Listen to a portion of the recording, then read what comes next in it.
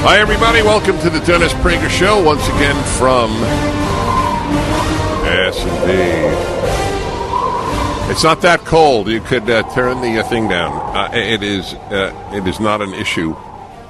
AM 1280, The Patriot in Minneapolis. I love these people, and they know it. I think you guys know it, right?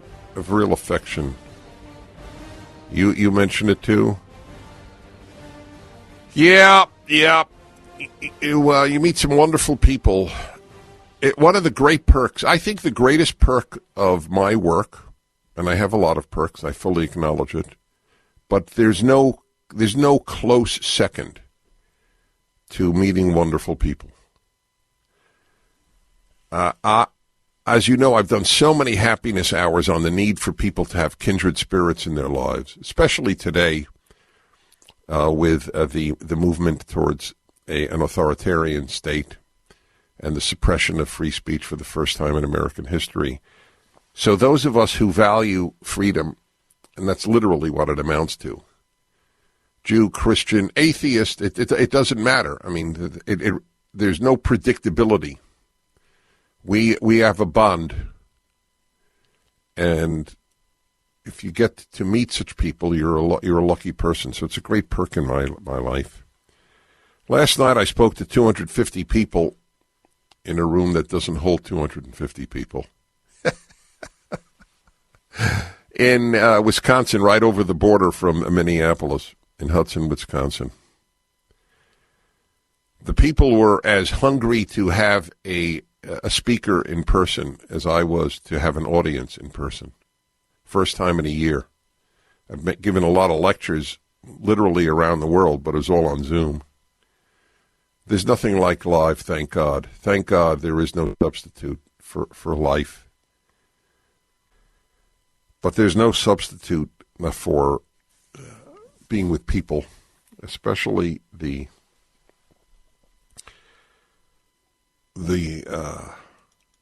audience speaker type situation. There is also a tremendous hunger for kindred spirits, and I'm a kindred spirit to a lot of people.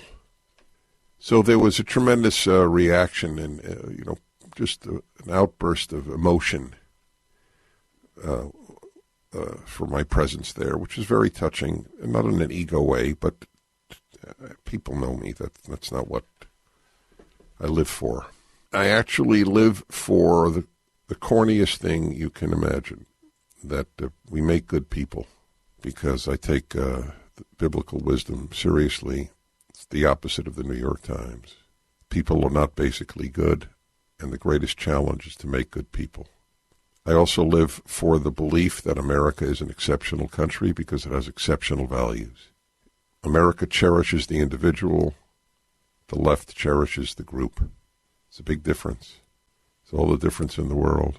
God didn't make a group. God made one person, then two. This is what Jews and Christians learn that the fools at Harvard don't teach. I have a thought on masks. So last night I spoke to 250 people, none of whom wore masks. Of course, I wore my mask to set an example, to show people that it's possible to be a conservative and an idiot. But of course I wasn't wearing a mask, and nobody was wearing a mask. It's an interesting thing, isn't it? Now, why would that be? Why would 250 people packed like in an airplane, more packed than in an airplane, because the rows were right behind one another, closer than on an airplane. Why would they do that? Now, do they want to die? There were young people, a lot of young people, in fact. I mean, young like 12, 18, 20. Every decade was there. I don't know if any 90-year-olds, but I would certainly, every decade was there.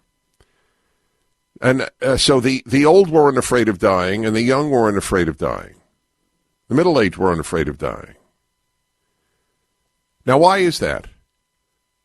It's an interesting question. You have to ask the question because it needs to be confronted. Would a left-wing audience show up without masks for a left-wing speaker? No. No, why not?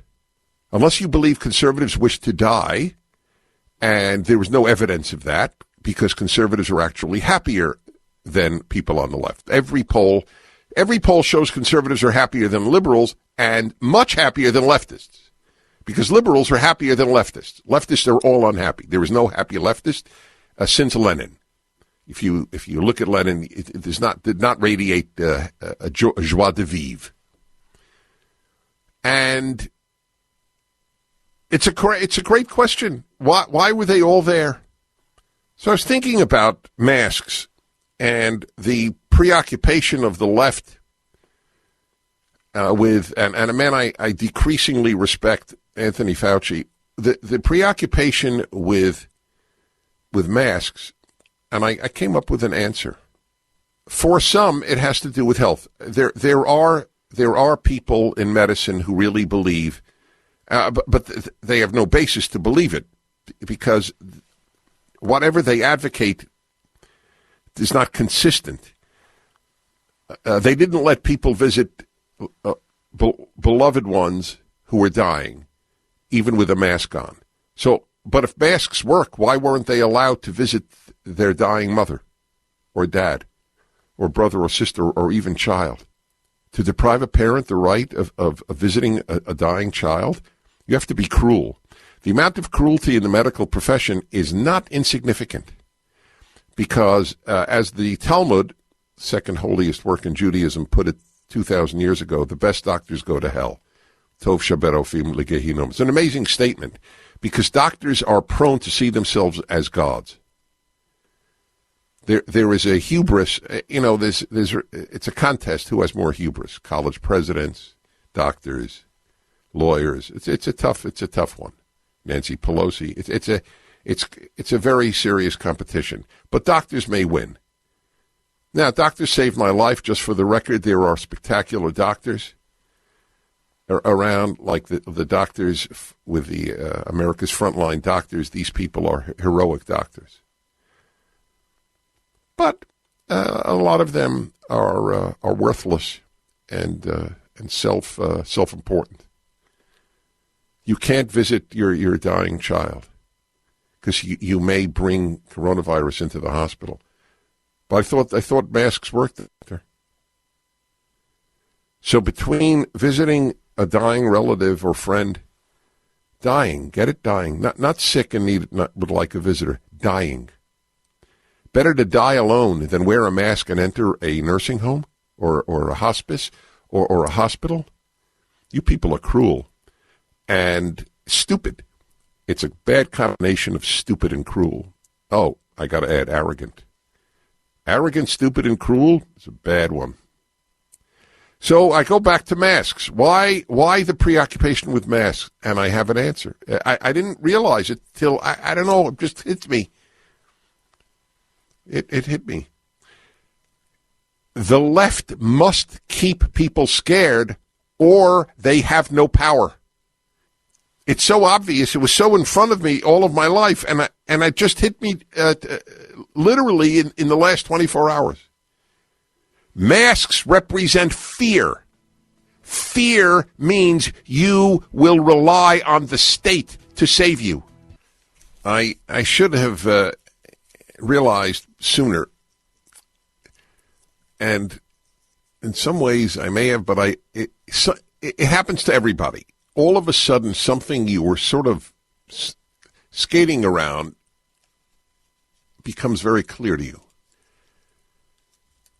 A major factor in the whole masks issue is to keep people afraid. If people aren't wearing masks, it's an announcement, I'm not afraid. People who wear masks are afraid. But it's definitional. I mean, let's be honest. Right? Okay. So there is something you need to understand. No fear, there's no left. The creation of fear, I always used to say it's hysteria, and it's true. But hysteria is fear. That's what fear is. So I've always said that hysteria is the oxygen of the left. But this is more helpful to people relating to the word fear. I'll give you another example. What are we told to fear the most?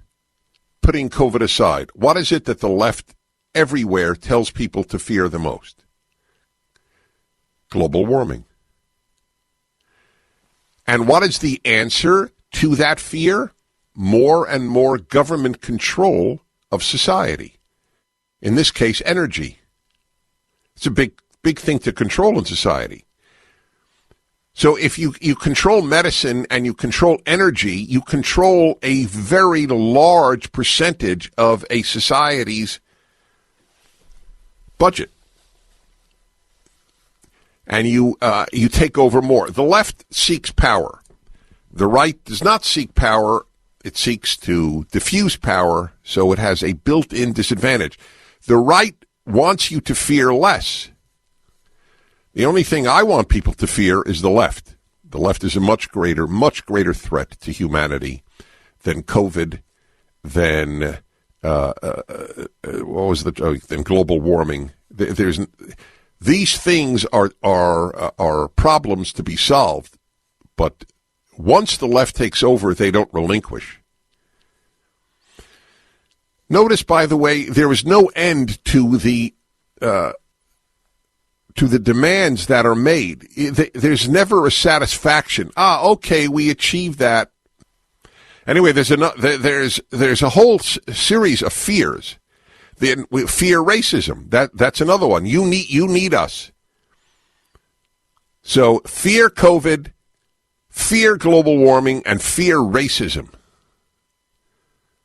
They're largely made up in America. They're largely made up. COVID is not made up. No, COVID is not made up. But the excessive fear is. So why are we masking kids in school? The issue is fear. Without fear, think about it. What does the right tell you to fear? Think about it. Didn't they hate Donald Trump for not wearing a mask? For saying that you don't have to fear? Without fear, there is no left. Tell me, what does the right, if you hate the right, you should have a whole list. What does the right tell you to fear other than the left? Really, I can't think of anything. So that's what hit me. That's what masks are. Masks are the announcement of I am afraid. And if Texas announces we're not afraid, they're apoplectic. That's what masks are. Masks represent fear, global warming, fear, racist, systemic racism, fear. If blacks don't fear whites, it ends the Democratic Party. If the civilization, if the society does not fear the existential end of life as we know it because of climate change, it is the end of the left's takeover of the economy. You know it's a phony issue because they don't advocate nuclear power. It's the giveaway that they're a fraud, that it's only about power, not electric power, not solar power, not wind power, political power. The devastation of capitalist free market society is the end. Global warming is the means. It's all based on fear. Think about it. If it weren't for the left's manufacturing of fears, what would you fear? Isn't that interesting? So if you don't wear a mask outdoors, which I strongly urge you not to do, please do not wear a mask outdoors unless you have such comorbidities that you feel that you would be killing yourself if you did. And my heart goes out to you, but you're a very small segment of the society, so you should wear a mask if it makes you feel better. But every time you wear a mask outdoors, you are announcing that you are part of the fear. But of course, people have another fear. They fear being given a dirty look by a passerby. Well, that's why courage is an important thing. That it takes courage not to wear a mask outdoors gives you an idea of the conquering of society by the left. So these were some of the thoughts that I had last night, speaking to an audience unmasked. First time, unmasked, seat filled with seat.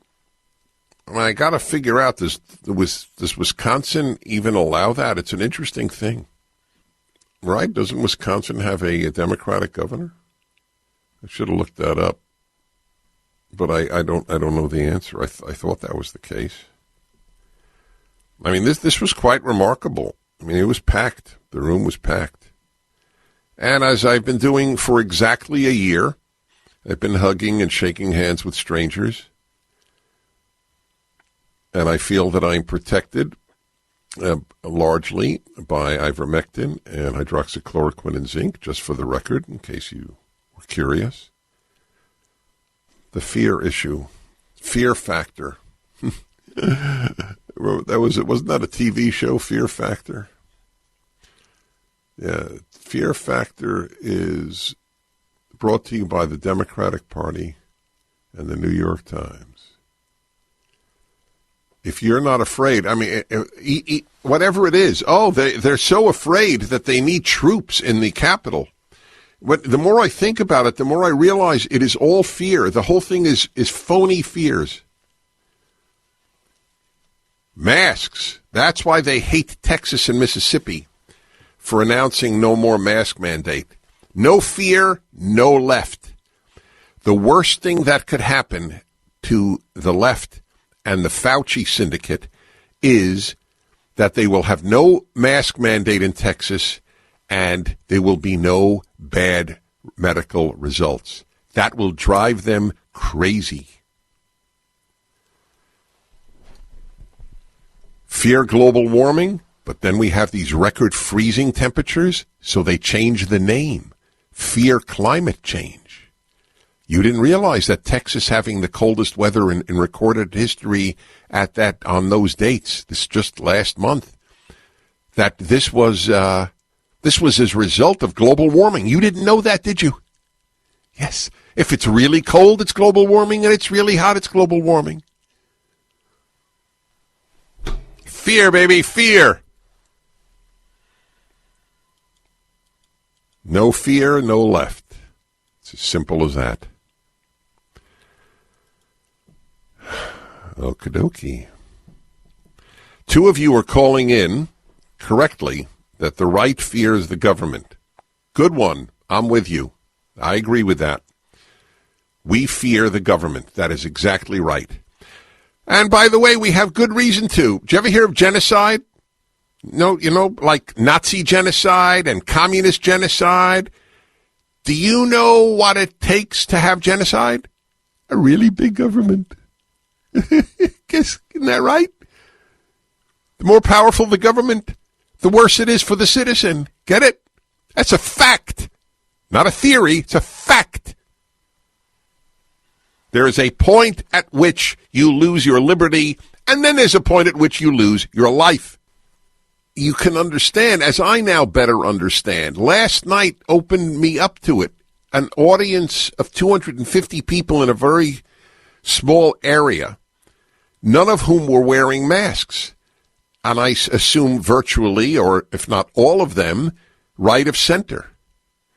We fear less. They hate us. They hate us for being happy. They hate us for believing in the nuclear family. They hate us for our religion. They hate us for our guns. And they hate us for our not being afraid. That's right. Think about it. Everything about us makes them sick. And not living in fear, that's number one.